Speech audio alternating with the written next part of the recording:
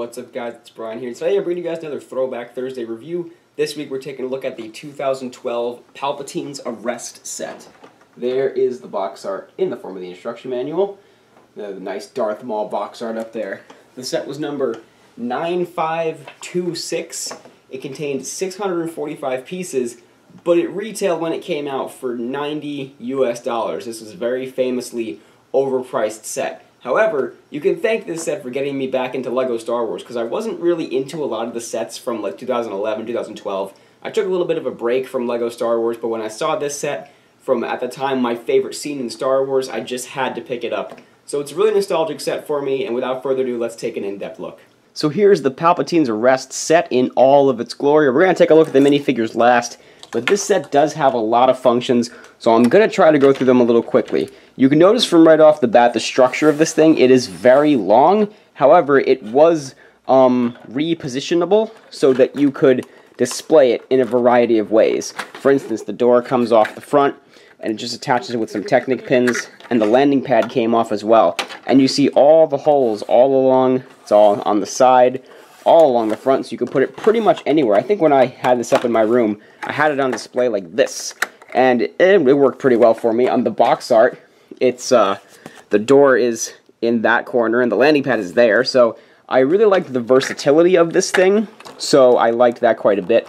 The landing pad was pretty simple. We'll take a look at the vehicle while we're right here, I suppose. This is the little ship that Anakin flies over to save Darth Sidious. The cockpit opens up. There's no control panels in there at all. Let's see if we can put Anakin in there even with his cape. He fits in there well enough, I suppose. I don't really like bending cape, so I'm not going to go too crazy with that, but he fits in there kind of nice, I suppose. There's a little place for his feet, however. Some sticker detailing on the front here with the Republic emblems, flick fire missiles, and it's got a little couple plates in there to stick in there just like so. So, nice little landing pad. The doors slid open and closed. Function worked very smooth. Liked that mechanism. I like the overall design of this whole thing. It looks really good for a Palpatine's office. I wish they had other walls, but I understand that you can't really do that. So here's the office space itself. And I love the use of the dark red like wing pieces. For the floor, he's got these little statuettes. Little gold micro figures as the little statues. And the three little circles, I don't exactly know what they are. These chairs up here are very nice, and they did swivel a little bit. Very accurate detailings. I like all the details on here. The desk, I can actually take this off real quick and show you the desk piece. Nice snot technique for the desk. So whoever LEGO designer was for this, that's just cool to see snot technique used in a mock. I mean, in a set rather. The most functions, however, were up at the top section, where there was a little section where you could make Palpatine do his little jump if you want. It has a little flippers here, so you can like take him and kind of shoot him up. He went all the way down there, so that's fun. Those are on both sides, as well as some little storage space. This little storage space over here is meant to hold his lightsaber, so you stick that in there and it folds down. It's still nice and flush. And in here are his two little Force lightning pieces. So those were stuck in there. And I like how even with all the functions, the floor still looks pretty nice up there. And it's all very flush and hidden away. And obviously one of the main functions is the part with the window. You could take our old buddy Mace Windu and put him on this little platform right here. It's not the best function. Alright, we got him to stand up. He's nice and still. We remove this little pin right here, or take it out, and then Mace Windu flies out the window, but the window catches him. So again, not a perfect function, but I like the way that it works. It's seamless, it falls, it does its job. So I am happy with that. And there's some more of the back details down there as well. A very nicely designed set. Love the blending of the dark red and the dark tan, as well as the gold elements here and there. So it is a good build, and it is great for playability. I don't even know where it went. I did a very, very short, like, half stop motion on this back when I first got it. I don't even know where to remotely look for that right now, so that must be completely gone. But that is not going to fit in there for whatever reason. That's the build. Nice and long, but nice and posable. You could put everything wherever you want. Another reason that this is a great set is because you can set up the iconic scenes like the 4 Jedi coming in to arrest the Chancellor. I love how they actually included all of these Jedi. That was just such a great little touch for them. And of course you can have him sitting there saying all the famous lines, the I am the Senate, and it's treason then, and then you make him do his little flip here, and then he starts to kill the Jedi, and man, I just love this set. This is just such a fun little scene to play with. And then you can have Anakin come in and slaughter Mace Windu as well, so yay, and then these Jedi die too. Alright, I'm going crazy. I feel like a kid right now. Let's take a look at the minifigures.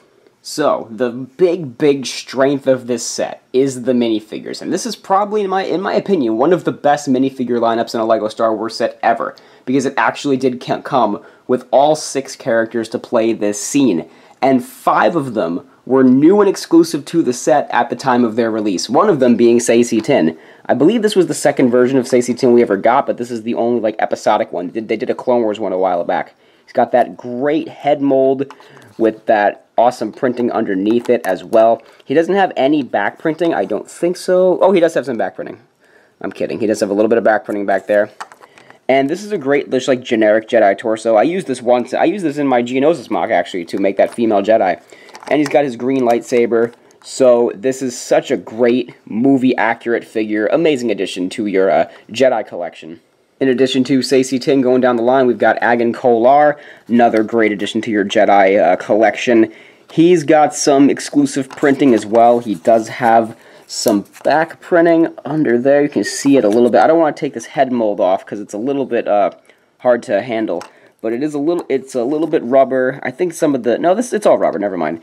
He's got some great face printing. Love this head mold though. It's so accurate. It looks incredible. And this is the only set that Agen Kolar ever came in as well. So, another great addition to your Jedi collection. Now, the one figure who was not new and exclusive at the time of this set's release is Kit Fisto. He just came with a cape. That was what made him new, I suppose. He doesn't have any back printing, but he's got some great torso printing under there. You could swap out those hands and make a generic Jedi torso. He's got this rubber head, which you can see all the tentacles kind of flopping around up there. I don't think this figure has come in any sets since this set. He came out in the what do you call it, Arc 170 in like 2010, and then in this, and then nothing else since then. But he's just such a great looking figure. This was my favorite minifigure for a long time until, I don't know, I got a little older. As a kid, he was my favorite and like most desired figure, and now I have 2 of him because I have one from a magnet set from a while back. But this is such a great figure, and another, again, great addition to your Jedi collection. Okay, now getting into the main characters of the scene, we've got Mace Windu. This was a recycled torso. There is no back printing. This is the same torso as his Clone Wars. Printing was updated just a little bit. At the time, this was a new and exclusive face. It has been used a lot before. And he just had the plain dark gray legs with his purple lightsaber.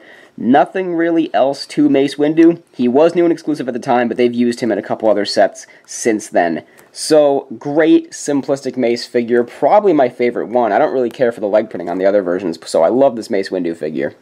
The last of the somewhat good guys is Anakin Skywalker, who becomes Darth Vader in this scene. And this is definitively my favorite version of Anakin that they have ever done. The only version, I believe, to ever use a dark brown hair mold, which I think works so much better than the brown they've been using these days. I'm going to take his cape off so you can see him in just his torso and legs. He's got dark brown legs with the printing on the front, printing all around his back as well. They did use this this hair and torso and legs combo in the Interceptor that came out, I believe it was in 2012 as well. So this wasn't the only set you can get this Anakin in, and as you can see, I swapped him over to the double-sided face, so he does have that, like, Darth Vader angry face on. I like to say that this is Darth Vader, and then flip the face around, and it's Anakin. I love this face print. I love the fact that they use this hair, and the torso and legs just work so well for me, so this is my favorite Anakin figure out of all of the ones, even the ones that they're still releasing to this day. I love this Anakin figure. And last but not least, the set came with an exclusive version of Chancellor Palpatine, who is still exclusive to this day. He had a fresh torso design. His legs were still those plain dark red legs, but they work perfectly. The back print was so good. He's got a golden lightsaber hilt. This might be the only set that the golden hilt has come in. I don't know for sure. Maybe that he came in... No, it came in others Palpatine sets. Never mind, it wasn't the only set with the gold hilt. But he came with an exclusive face print as well. He, his one face, which was Palpatine, and then the, like, transition of him getting burned and turning into Sidious with, like, those, like, graying teeth and yellowed eyes. That's such a freaky-looking face. I like it so much. And it does use this, like, blonde, spiky hairstyle, which isn't perfect, but it works for the scene, and I like it quite a bit. It also comes with 2 of his, of those, what do you call it? Force lightning pieces, so you can play the scene where he, fires at Mace Windu as well. So, there we go. Those were all the minifigures. This was my longest throwback review ever. If you watched this whole thing so far, leave me a comment. But anyway, that's going to just about do it for the minifigures. A great, amazing minifigure lineup with all of the characters from the scene. So very happy to have all these figures. Let's get back to the other angle, and I'll finally finish out this video. Alright guys, so that was the in-depth look at Palpatine's arrest. If you want to get this set nowadays, it does cost quite a bit. According to Brickset.com, you can get this thing used for $157. I don't even know how many figures that includes. And new, it goes for $210 at a minimum. So it's very hard to come by this set nowadays. Some of the minifigures are pretty accessible, however. Anakin is in a lot of sets these days.